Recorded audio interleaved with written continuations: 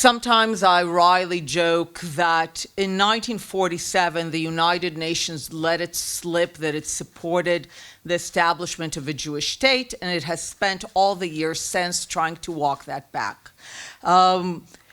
We will never understand UNRWA unless we understand that it's first and foremost a Palestinian organization.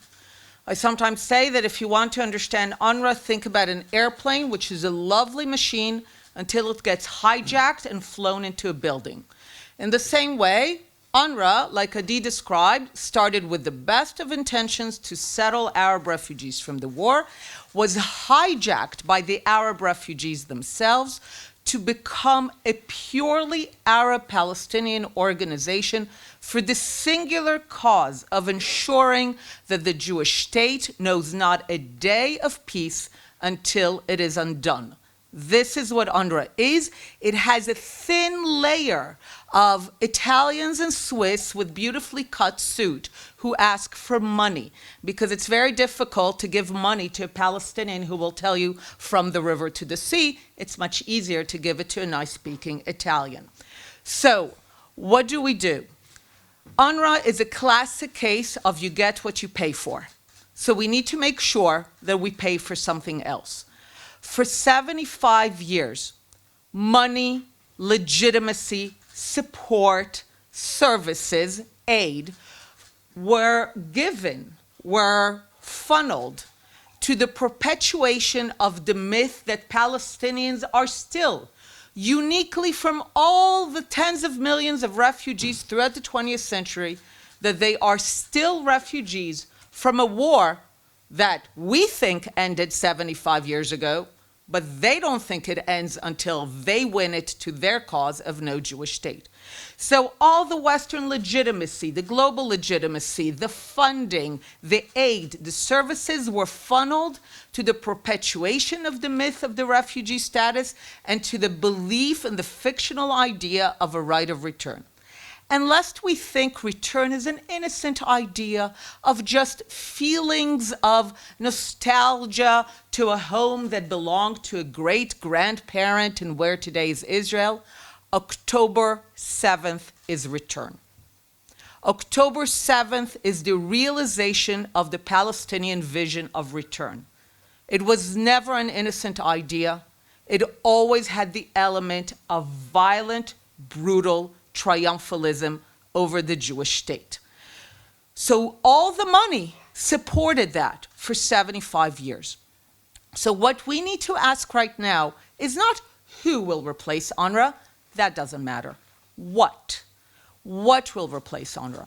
And what needs to replace UNRWA is any mechanism that only funnels legitimacy, support, money, aid, to those who are taken off UNRWA's rosters, those who are no longer registered as refugees, those who sign and make it clear that they understand that they're not refugees and that they possess no such right of return.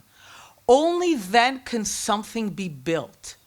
Adi and I are on the record now with books and essays and lectures and meetings telling donor countries for years, don't give a single dollar, don't give a bag of cement to UNRWA anywhere, and certainly in Gaza, as long as the people of Gaza, 75% of whom are still registered by UNRWA as refugees from Palestine, don't give them anything as long as their dominant ideology is not to think of Gaza as the home which they wish to make into the pearl of the Mediterranean, the Dubai of the Levant.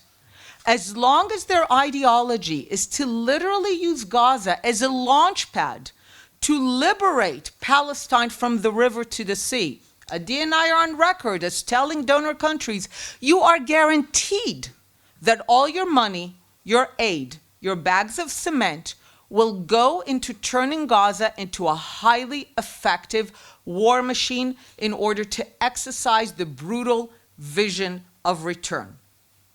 So this is what we need to say. Doesn't matter who replaces UNRWA. What? Reverse the equation. legitimacy, money, aid, services will flow only to individuals who have been stricken off UNRWA's rosters, if it still exists, and who themselves testify that they understand that they're not refugees, that they do not possess a right of return, and they have no intention of liberating Palestine from the river to the sea. And I want to end with one thought. October 7th should put an end to the notion of the poor Palestinians, the ones who constantly need aid, money, support. The Palestinians are a highly capable people. October 7th required years of planning, massive investment in infrastructure, strategy, discipline, vision, a perverse vision, but vision. The Palestinians are not an incapable people. They are a people with terrible priorities. For a century, they decided to devote all their substantial capabilities not to building something for themselves, but in order to destroy the Jewish state.